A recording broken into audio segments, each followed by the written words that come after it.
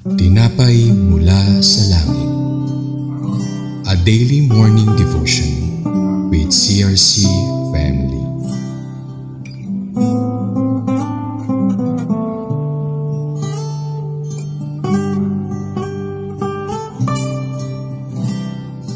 Isang mapagpalang umaga. Ako po si Sister Michelle Charlotte Bautista Bote ng CRC Makati. Samahan niyo po kami sa ating programang Tinapay Mula sa Langit, ang pang-araw-araw nating devotion sa salita ng Diyos. Ngayong umaga ay matutunghayan natin sa Joshua chapter 16 verse 1 to 4, ang mana ng mga lipi ni Jose o the inheritance of the tribe of Joseph. Atin pong basahin mula sa Magandang Balita Biblia ang Joshua 16 verse 1 to 4. Verse 1, ang lupaing na papunta sa angkan ni Jose ay nagsisimula sa Jordan sa tapat ng Jericho, sa silangan ng batis ng Jericho, papunta sa Ilang at umahan sa Kaburulan hanggang sa Bethel. Verse 2, buhat sa Bethel ay nagtuloy sa Luz at nilakbay ang Atarot na lupain ng Maarkita. Verse 3, bumaba pa kanluran sa lupaing ng mga Haflatita, nagdaan sa hangganan ng Timog Beth-horon, tumuloy ng Gezer at nagwakas sa dagat Mediteraneo. Verse 4, ito ang lupaing na papunta sa angkan ni Jose sa mga lipi ni Ephraim at Manases.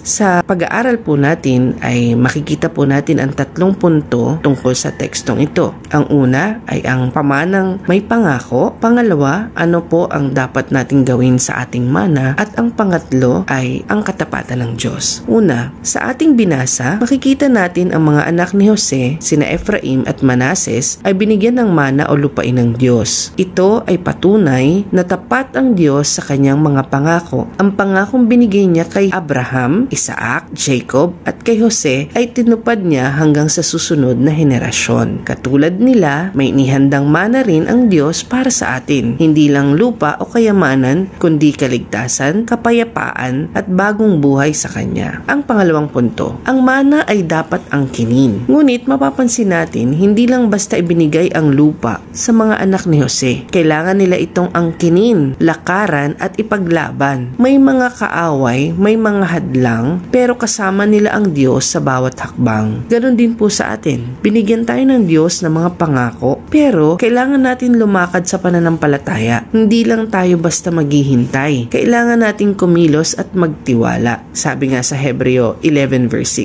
6, kung walang pananampalataya, hindi natin malulugod ang Diyos. At ang pangatlong punto po, ang Diyos ay laging tapat. Ang Diyos na tumupad ng kanyang pangako kay Jose ay siya ring Diyos na tapat sa atin ngayon. Maaaring may mga pagsubok tayong dinaraanan, pero huwag tayong mawalan ng pag-asa. Ang mga ito ay hakbang patungo sa ating lupain ng pangako. Sabi nga sa Roma 8 verse 17, tayo ay mga anak ng Diyos, kaya tayo rin ay mga tagapagmana kasama ni Kristo. Ibig sabihin, may inihanda ang Diyos para sa atin. Isang buhay na puno ng pag-asa at walang hanggan sa piling niya. Sa ating pong pagninilay, mga kapatid, tanungin po natin ang ating mga sarili. Ano ang mana ng Diyos sa akin na hindi ko pa inaangkin? Maaaring ito ay kapayapaan, lakas, pagpapatawad o bagong simula. Nandiyan na ang pangako. Ang kailangan lang ay pananampalataya. Tayo pong lahat ay manalangin. Panginoon, salamat po sa inyong mga pangako. Tulungan mo kami